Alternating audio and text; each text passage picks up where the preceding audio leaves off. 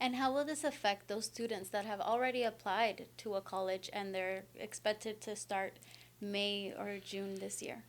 This will not affect anybody who is already inside Canada. This will not affect students who are coming now in May batch. For private colleges, which I just mentioned, this will came in effect for students who are coming to those private colleges in September 2024. This will affect those. Spousal open work permit, the day when they come up with the deadline. Before that, students who are doing 1 year or 2 year program, their spouses can apply. After the deadline, their spouses cannot apply. So this is majorly affecting students who will be coming in future.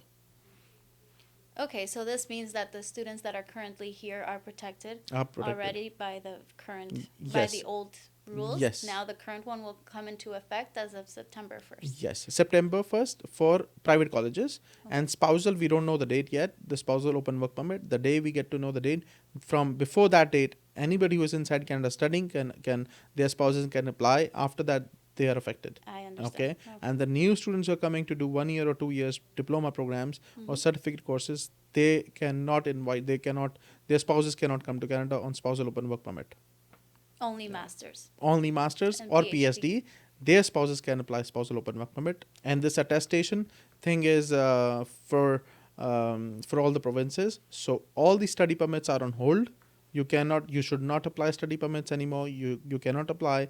Uh, Now, if you want to apply study permit from anywhere in the world, you need to get attestation letter from the provinces, and provinces are not prepared yet. So federal government has asked all the provinces to prepare a pathway or to prepare model to give attestation certificates to students. And once that is ready, then the students can apply for attestation. Once they get the attestation, then they can apply for study permits. So all the study permits for Canada are on hold. Like, we would not recommend you to apply right now. We recommend you to apply once you have the attestation from the province. And in order to get this attestation, the students must have already the enrollment from Yes. the college. So the first step will still be enrolling to Yeah. the college, then getting Then the attestation. attestation. But that is also just in before the study permit is that they Yes. would need it. Yeah. This will be like you have GIC, right? So Yes. last month there was update on GIC as well, and they increased the GIC, the amount of GIC you need. Last time the GIC was earlier the GIC was $10,000. Now they have increased to $20,000 and 600. Yes, this came into Yeah. effect January 1st, I Yes. believe, right? Yes. Yes, major changes for the Yeah. students. So all they are around. making it tough. They are making it tough. They want people with money and who are serious students who wants to come to Canada to study. Come to Canada like it was earlier before. Come, study, go back. This is what we declare in your SOP, right? That the purpose of coming to Canada is to study only. But if you government has given you opportunity to apply for open work permit, PGWP, you work hard, take jobs, and if you qualify for any pathway for permanent residency, you apply your PR. That's why also we've been seeing the increased scores for the CRS as well. Yes, Many of the people it's, that it's are above already here. above 500. Yes. It is one of the reason that everybody is worried what will happen, because people have got PR with 413 score, 440, 426, 440, 450, 430s, 450s, 480s was a great deal for everybody, Yes. and now 500 is nowhere, right? But my suggestion to everyone, if your score is 480, 490, you are safe. Because if you check the people in pool, above 490, there is only 16,000 people. So in one good express entry draw, they invite 4,500 to 5,000 people. In one good express entry draw. And if you need only 3 good express entry draws, if you get 3 good express entry draws, we have started with the year, you just get 3 good express entry draws, we are back to 490s. And anybody with 480, 490 is safe. If you have time to stay in Canada, like if your work permit is still valid, right, you are safe. Otherwise, the second option, the plan B, is apply for 50 points LMI, ask your employers to support you with 50 points LMI. This is your plan B. But the students who needs to worry is the students who came after grade 12. They are the one who needs to worry because they don't have graduation, they don't have work experience back home, they lose marks there. Then the only option they have, either LMIA given by their employer, or with that LMI, you get 2 years of experience minimum in Canada, tier 0, 1 to 3 job, and amazing IELTS score or CELPIP score. Amazing. Then you qualify for express entry. Otherwise, your only option is PNP. And there are so many PNPs. So you need to choose which PNP, which province you should move, and where your employer is supporting you. If your employer is supporting you in Alberta, move Alberta. If your employer is supporting you in Nova Scotia, go there. Wherever the employer is supporting, you can move.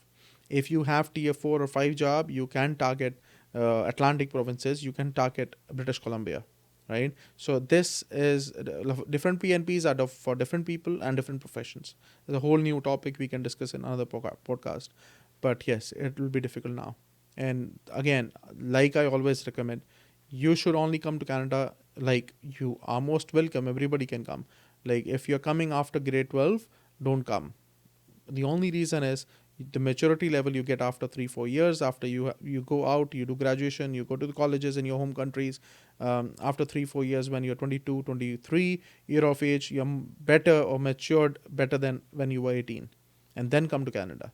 Not when you're 18 or 19. If you're coming when you're 18 or 19, come to Canada, but with a plan that this is you want to do, this is the province you want to move, this is the study you want to do, this is the career you want to choose, and this is where you will live, and this is how you will get your PR. Otherwise, it will be difficult for you. This Canada is not same as before. Things are tough. And my suggestion would be, come after graduation. If you're coming after graduation, try to come up with 1 year of Canada, your local home country experience.